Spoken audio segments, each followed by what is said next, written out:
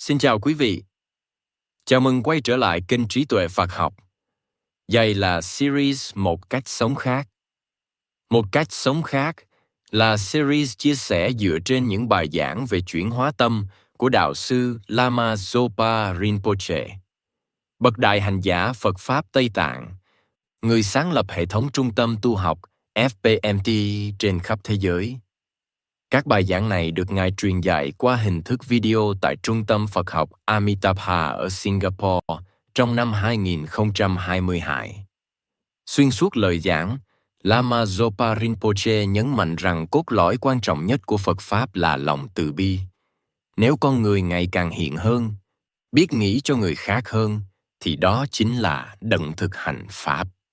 Từ nền tảng ấy, Ngài nói rất sâu về ý nghĩa của thọ giới, về sự khác biệt giữa có giới và không giới, về cách công đức và nghiệp lực vận hành liên tục trong đời sống, kể cả khi con người đang ngủ. Series này không nhằm giảng lý thuyết hay kêu gọi tu tập, mà chỉ mở ra một cách nhìn khác. Sống có ý thức, có trách nhiệm với tâm mình, và để lòng từ bi trở thành kim chỉ nam cho cả một đời người. Tập 1. Vì sao thọ giới là bước ngoặt của một đời người?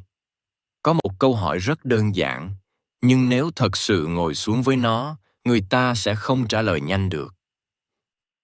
Sống tốt thôi. Đã đủ chưa? Không làm điều ác. Không cố ý làm tổn thương người khác. Sống tử tế trong khả năng của mình. Rất nhiều người đang sống như vậy, và cũng rất nhiều người tin rằng như vậy là đủ. Nhưng trong Phật Pháp, có một cách nhìn sâu hơn về đời sống con người. Không phải để phủ nhận cái tốt, mà để hỏi thêm một điều khác. Đời sống này đang được dẫn đi bởi điều gì? Trong những buổi giảng của đạo sư Lama Zopa Rinpoche, một bậc thầy lớn của Phật Pháp Tây Tạng, người sáng lập hệ thống trung tâm tu học FPMT trên khắp thế giới, Ngài thường không bắt đầu bằng triết lý cao siêu. Ngài nói rất nhiều về đời sống thường ngày, về cách con người ăn, ngủ, suy nghĩ, phản ứng và vô thức trôi theo thói quen. Ngài từng nhắc rằng, phần lớn chúng ta sống dựa trên một ý nghĩ rất quen. Tôi không làm điều xấu, vậy là đủ rồi. Nhưng Phật Pháp không chỉ nhìn vào việc một người không làm gì, mà nhìn rất sâu vào dòng tâm đang vận hành trong từng khoảnh khắc sống. Chính từ đây, câu chuyện về thọ giới xuất hiện. Không phải như một nghi thức tôn giáo, không phải để phân biệt ai tu, ai không tu, mà như một sự chuyển hướng rất âm thầm trong cách một con người sống với chính mình. Theo lời giảng của Lama Zopa Rinpoche, thọ giới không làm cho con người trở nên đặc biệt hơn người khác. Nó không khiến ai trở thành bậc thánh. Nó chỉ làm cho một người bắt đầu chịu trách nhiệm sâu hơn với đời sống của mình, với tâm mình, với hành động của mình, và với những dấu ấn mà từng ý nghĩ, từng lựa chọn để lại, thứ mà trong Phật Pháp gọi là nghiệp.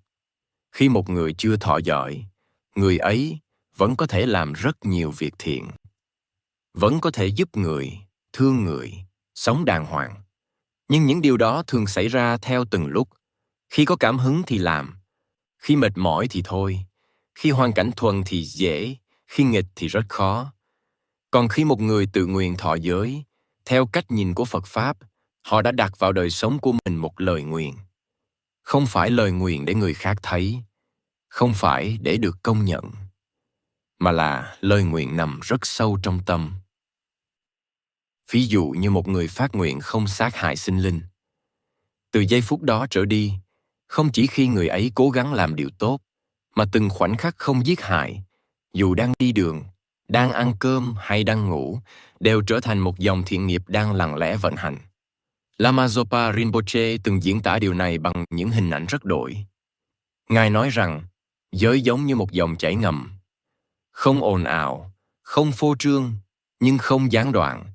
Nó không cần người đó phải lúc nào cũng nhớ đến tu tập. Chính lời nguyện đã làm công việc đó thay cho họ. Và đây là điểm khiến thọ giới trở thành bước ngoặt.